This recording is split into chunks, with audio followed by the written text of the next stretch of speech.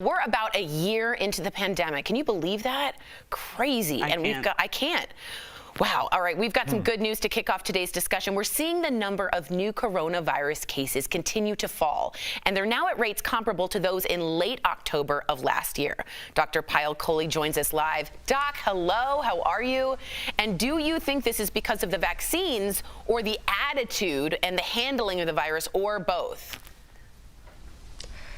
Hi guys, so I think it's actually both. I think we have gotten smarter living alongside the virus. We've learned how to wear those masks and incorporate them into our routine.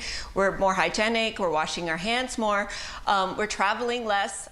So all of us, except for Senator Ted Cruz, I think are following the rules quite well.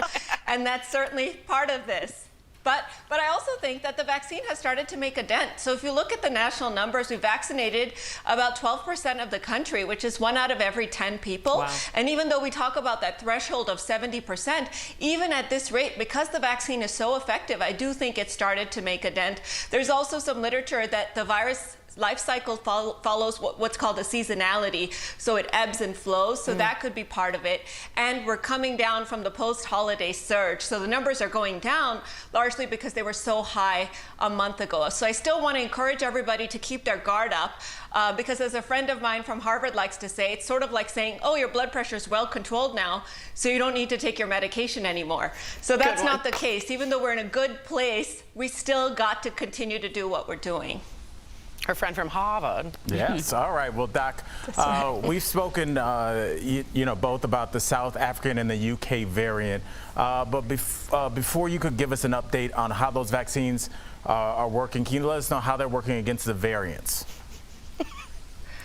Yeah, a great, really important I totally question. messed the question up because I had to look at another monitor, and the joy that Lindsay and Tori got from me stumbling through that, that'll be my gift to them this holiday season. Yeah, thank you. Thank you. Continue. I'm sorry, Doctor. You know, Al, I know exactly what you're asking, even though you asked it wrong, because we're so connected. We're telepathically connected. Here. So I have a little bit of sobering science that I want to share with you guys this morning. So just yesterday in the New England Journal of Medicine, they published 2 studies about both the Moderna and the Pfizer vaccine showing that the efficacy against the South African variant in terms of how many antibodies are made is reduced. So with Moderna, there was a 6-fold reduction in the number of neutralizing antibodies we made against the South African variant in people who had been vaccinated. And with Pfizer, it was a 2/3 reduction. So, but the good news is with the Pfizer vaccine, they showed that it was still able to neutralize the virus. So it seems like we're making less antibodies, but clinically that may still mean that we can continue to fight the virus if we get vaccinated. But I do think it's a little sobering for us to hear this news because it's important to keep those variants in check.